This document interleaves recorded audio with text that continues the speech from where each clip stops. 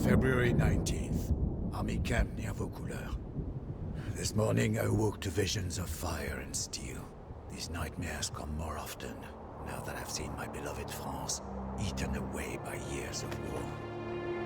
I wandered through camp, ignoring the new snowfall, but observing the wounds and weariness of every soldier under my command. Observing the desperation in their eyes. It was then that I first saw the girl. She told us that her name was Joan. She told us she was but a peasant who did not know how to ride or fight. She told us that she intended to rescue France. The darkness lifted from the men's souls. Her voice rang with conviction, and we drank in her every word.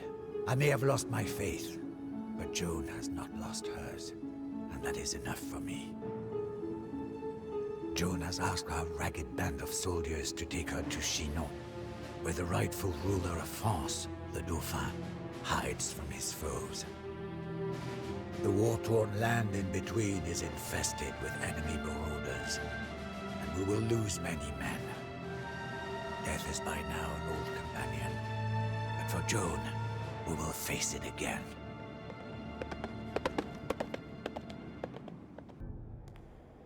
As Joan's footsteps echoed down the marble hall of the chateau, the fat and whispering dukes did naught but stare. The Dauphin himself seemed afraid as she kissed his feet. "My gentle Dauphin," she demanded. "Why does England claim what is ours? Why are you not crowned King of France, as is your right?" The courtiers began to murmur. The Chamberlain whispered lies into the Dauphin's ear. But the Dauphin pushed the Chamberlain away and rose to meet Joan's gaze. She stands only to the shoulder of the shortest man, but all of us must look up to speak to her. I know not what silent conversation passed between the Dauphin and his would-be savior, but it was obvious that His Majesty was in the same thrall as we. March 26th, Chinon. It is one thing for a band of dispirited soldiers to put their trust in a teenage girl. It is entirely another for that girl to be given command of the army of an entire nation. We were filled with pride when we heard the Dauphin's heralds pronounce Joan the Maid as commander of the army of France. So that she may look like a general, the Dauphin presented Joan with a great war horse and a suit of white armor. Joan instructed me to look for an ancient sword buried beneath the altar of a local church. I was skeptical, but not only did the man unearth a rusted blade, but we found that the sword had belonged to Charlemagne, grandfather of France. I shall not doubt her word again. Still visible on the hilt was the fleur de lis. Joan adopted the fleur de lis as her symbol and had it blazoned upon her battle standard. Wherever Joan goes, the standard goes also. It goes with us to Orléans. The city of Orléans is one of the finest in France, but it is under siege by our enemies. England is about to fall. This war has dragged on for 100 years, with precious few French victories. The people of Orléans need a savior. They will receive Joan of Arc. Joan prophesied that she would be wounded at Orléans. In the height of the battle, an arbalest bolt knocked her from her horse. I could not believe our misfortune. But as we carried Joan away from the carnage, the battle was won. Orléans was free. When we entered the city, the entire population cheered us on from windows, rooftops, and city streets. They fired artillery into the night sky and shouted aloud their nickname for Joan, La Pucelle, the Maid of Orléans. June 14th, Orléans. Our rescue of Orléans was a setback for our enemies, but only a minor one. The English still possess half of France. Tragically, we have cooled our heels for weeks, while the Dauphin's advisors debate. Joan became irritated with the delay and reassembled her army. She talks of nothing but her mission to drive the English into the sea. The force of Joan's will is titanic. She has gathered to her banner swearing brigands and knaves and turned them into patriots and heroes. Among them is the man Lair, a giant clad in plate mail. He drives men on with curses and fists. There will be plenty of English necks for Lair to break and Patay. Patay is the gateway to the Loire River Valley. The English hold the Loire in a grip of steel, whilst the huge army under Sergeant Fastov devastates the countryside. Joan leads us to Patay to capture the English castles. However, we must avoid Fastov's army until we are strong enough to face his veterans. After Patay, the myth of English invulnerability was dispelled. Now, our army knows it is possible to win, but only if we are resolute and cunning.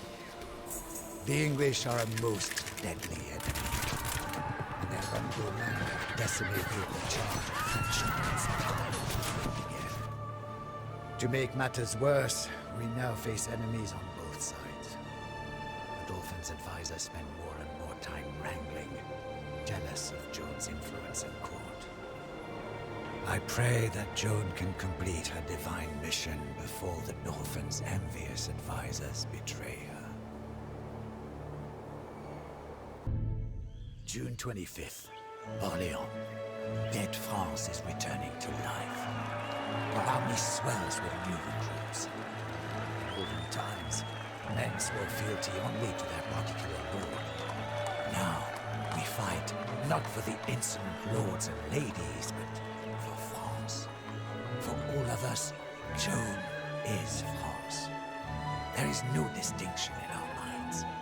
The Dauphin himself has arrived in Orléans. Never have I seen such a celebration. France needs a king, so we must escort the Dauphin to Reims, where he can be properly crowned. Yet, the city of Reims is dangerously menaced by the Anglo-Burgundian army. The cities of Troyes and Chalon also bar the way. Joan commands that we must liberate all three cities before the coronation, and we eagerly seek to fight. As we rode into Reims, a sea of peasants and lords knelt before Joan. Some even knelt to kiss her horses' hoofprints. Cannon thundered, and 1,000 flags danced in the breeze. In the enormous palace, the Dauphin knelt before the Archbishop and rose as King of France. Prayers, anthems, and sermons filled the great chateau. Interspersed among perfumed dukes and ladies were tattered soldiers from our army, many still bearing wounds. Joan herself was at the king's side, as was her bedraggled battle standard. Despite the celebration, I know in my heart that this war is far from over. Our fathers and grandfathers died fighting the English. Joan gives us hope, but I do not know if hope is enough to ensure victory. September 3rd, France. France has a king once more. However, as Joan gains influence with the people, jealousy grows within the court. The king's evil advisors now seek to destroy Joan. It is only a matter of time before they succeed in poisoning the king's mind. Joan must hurry to fulfill her mission. Paris, the jewel of France, has been under English tyranny for decades, and French patriots trapped within the city are eager to escape. We are now marching on Paris, hoping that the reinforcements we have been promised will arrive in time. Tragedy. As the refugees fled into the chateau of Compiègne, Joan was trapped outside. Burgundian soldiers knocked her from her horse and paraded around with their prisoner. None of us can sleep knowing our precious Joan of Arc languishes in a Burgundian prison. The soldiers stare at the uncaring sky, condemning themselves for being unable to save her, for being unable to save France. Paris was the first major defeat ever dealt to our army. Had the king sent the promised reinforcements, we would have captured the city. Now it is France's darkest hour.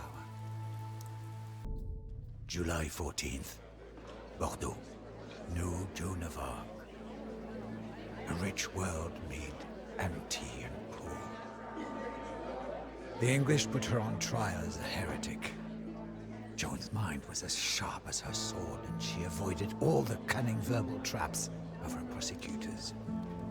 In the end, Joan would not renounce her mission. The English found her guilty and burned her at the stake.